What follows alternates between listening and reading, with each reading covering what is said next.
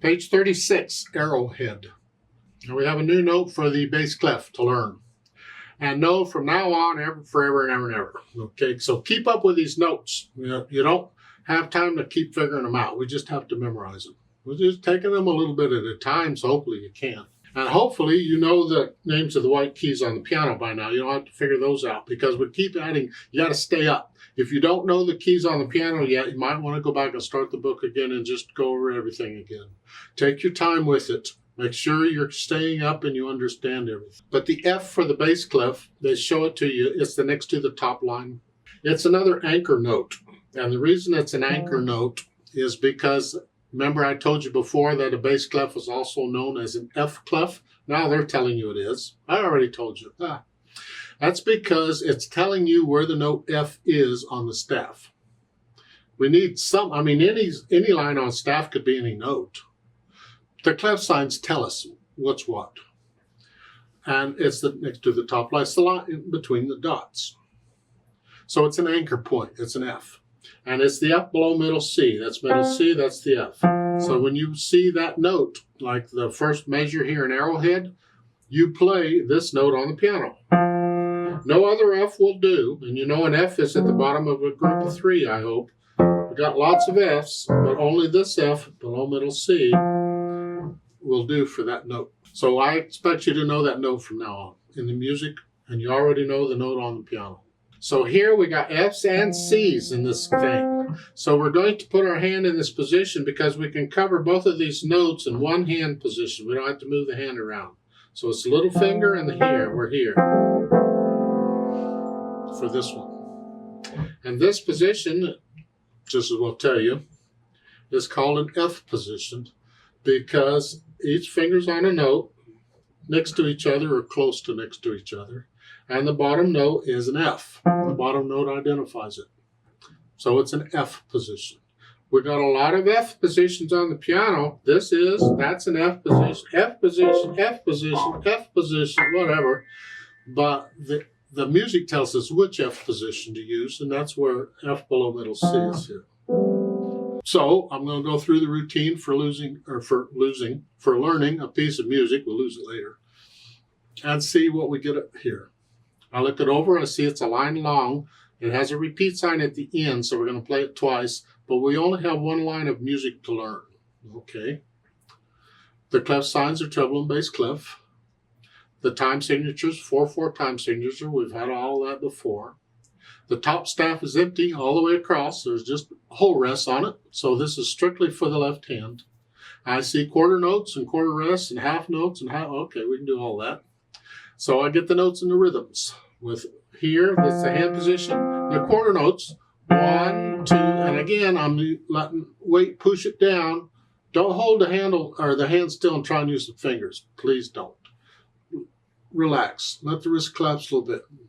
Doesn't matter how loud or soft you are. I'll do that. I'll do the dynamics later. I'm just after notes and rhythms here and fingering. It's here. 1, 2, 3, 4, and then C. 2, 3, rest. Now you're going to do them together. That helps in music a lot. Whenever you play notes together, they're lined up like that. That works most of the time. I use it a lot. It helps. Understand, though, the reason they're played together isn't because they line up. The reason they're played together is because they both come on the same beat. They both come on beat 1. And this is the third measure with the half notes. 1, so you do them together. Lowering the hand down just like you were doing with one finger, but now you got 2 fingers. The weight's on 2 fingers. 1, 2, 3, 4. 1, 2, 3, 4. And then you rest for 2 beats. So I got the notes and the rhythms. I work it out, no hesitations. Steady beat, whatever speed I choose, doesn't matter. I can always speed it up later. I just want to make sure I've got the notes, the rhythms, and no hesitations for now. Then I'll add the dynamics. The only one they give you is F. Forte is loud, so you're heavy is all. Let the wrist collapse a little bit on this. I can't stress, don't collapse a lot. Just a little collapse. Stay loose. It's like the wrist is a shock absorber. Rest. 2, 4. 2, repeat.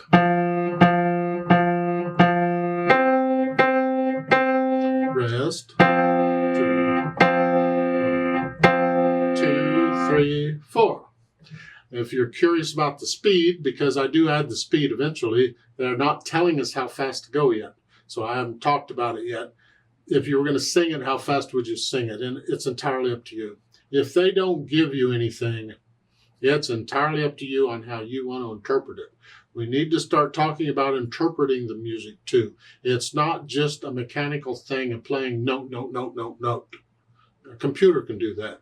We need to get into the feelings so we can start feeling this music. That's interpretation. So probably with the next lesson, I'll start talking a little bit about interpretation. Just a little bit at a time. There is a Premier Performer thing here. You want to look at that?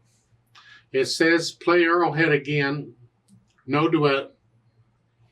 Press the damper pedal down throughout the whole piece. If you want to try that, you go ahead. I'm not going to bother showing the damper pedal if that's all we're doing with it. At the beginning, when you play it, you push the note down first and then the pedal. So it's no pedal. It's not done rhythmically or nothing. It's just start the sound before you release the overtone. So it's no pedal. So it's here. And then hold it down for the whole piece.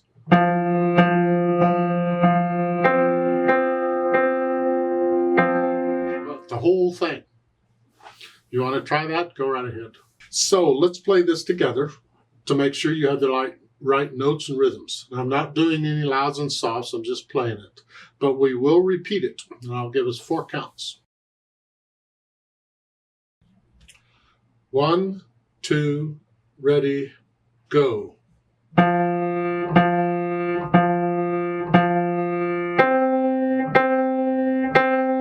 Rest. 2, 3, 4. 2, 3, repeat.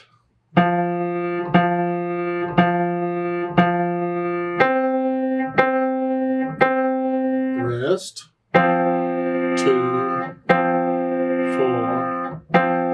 2, 3, 4. There's a duet part for this at the bottom of the page. I'd like to play that. You play what you just played.